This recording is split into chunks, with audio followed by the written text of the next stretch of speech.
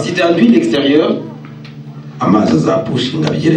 l'eau va pousser jusqu'à l'intérieur. Si tu enduis seulement l'intérieur, les vides qui sont visibles à l'extérieur, l'eau va pénétrer, les neiges vont pénétrer, même les quais aussi vont pénétrer, et ça va finir mal. La parole nous demande d'enduire à l'intérieur et à l'extérieur. Mais parfois nous faisons les choses à la légère. Parce qu'elle nous dit ce qui est très important, c'est parce qu'on est sauvé. Qu'est-ce que tu démontres à l'extérieur? Si tu es sauvé à l'extérieur, si tu es sauvé à l'intérieur, est-ce qu'à l'extérieur aussi tu donnes la bonne nouvelle? J'ai très peu de minutes.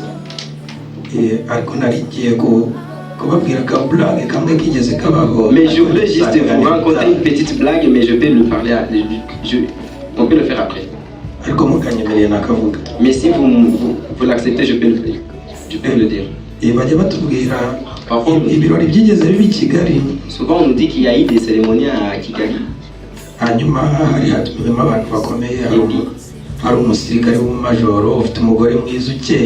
Il y avait des honorables qui ont été invités. Il y avait aussi une femme de major. Elle aussi, elle était sortie avec sa femme. L'honorable a dit à sa femme, je vois que ce que tu portes, ce n'est pas vraiment très bon. Mais sa femme a dit c'est vraiment en mode et il faut que je porte ça. Mais nous les hommes, parfois nous sommes vraiment humbles, parfois on respecte et on laisse ça. Lorsqu'ils sont arrivés au moment de danse,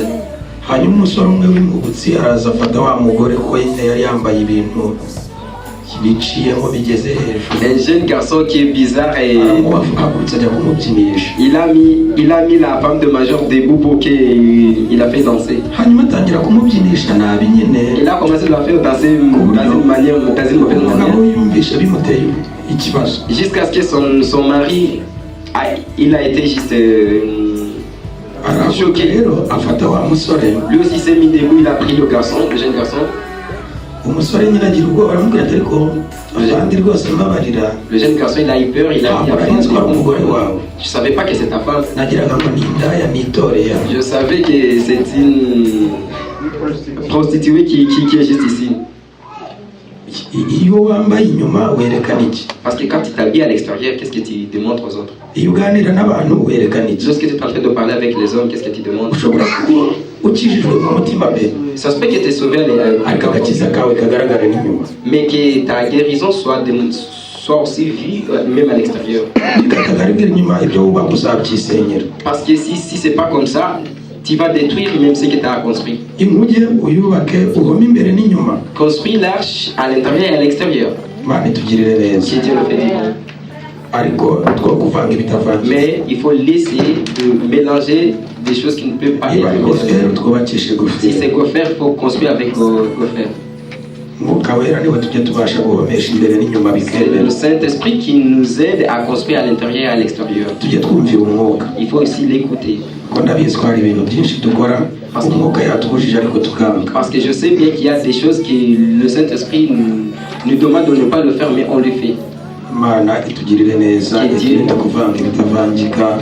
Que Dieu nous vienne en aide. Aussi détruire à l'intérieur. I don't ever slow up, no I don't take shit. I got no love for the fakeness. If you wanna play tough and wanna hate this, I'll always show up. I don't ever slow up, no I don't take shit. I got no love for the fakeness. If you wanna play tough and wanna hate this, I'll always show up and make a statement. I don't ever slow up, no I don't take shit. I got no love for the fakeness. If you wanna play tough and wanna hate this, I'll always show up and make a statement. Everything I do so instinctive and so passionate. Every word I move so descriptive like an adjective. I got a vendetta against people who patented being negative when you should be getting after it.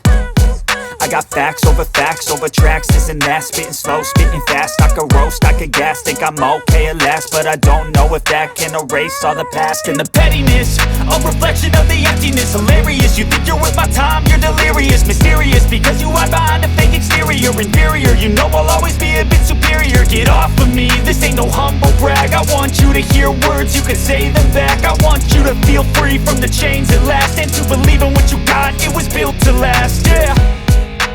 Now that I've been put through hell, I never got anyone's help, I had to do it all myself. I don't ever slow up, no I don't take shit. I got no love for the fakeness. If you wanna play tough and wanna hate this, I'll always. Hanyuma hari hatumiwemo abantu bakomeye, hari umusirikare w'umumajoro ufite umugore mwiza ukeye. Il y avait des honorables qui ont été invités. Il y avait aussi une femme de major. Hanyuma asohokana n'umugore. Elle aussi, elle était sortie avec sa femme. Ibyo wambaye ko mbona atari byiza. L'honorable a dit à sa femme, mais je vois que ce que tu portes, c'est pas vraiment très bon. Mais sa femme a dit c'est vraiment en mode et il faut que je porte ça. Mais nous les hommes parfois nous sommes vraiment humbles, parfois on respecte et on laisse ça. Lorsqu'ils sont arrivés au moment de danse, un